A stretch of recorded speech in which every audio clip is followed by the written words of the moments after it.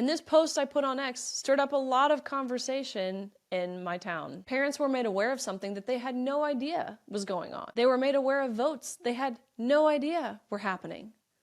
And they were made aware of rhinos who were filling these library board positions. I found out that they have not met, this library board hadn't met since February of 2025, meaning they hadn't met for 8 months, because if they were to show up to a meeting, then they would be forced to vote either for or against a policy that removes these books from the children's section following both state and federal law. They don't want to go on record voting no, that's for sure.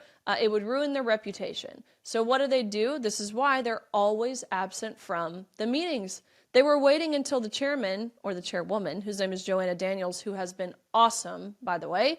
They were waiting for her term to be up this November. They wanted to reduce the number of board members to 7, which would ultimately give the non-conservative members the majority, making this policy go away, never to be voted on. Again, very, very strategic, isn't it? So what these libraries are doing, actually, they're directly in conflict with both state and federal law. So they had a meeting last Monday, and because of the discourse on X, the books in the library, keeping the board at 9, and the new appointments were the big agenda items for this meeting.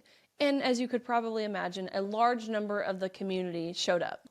The community members stayed until after midnight to hear the votes. This ended up being a 4-hour fight that went on until nearly 1 in the morning. At the end of this 4-hour fight is when they decided on who the newly appointed library board members would be. I was nominated, and then I was voted in. But again, there were several with R's by their name who voted against my appointment.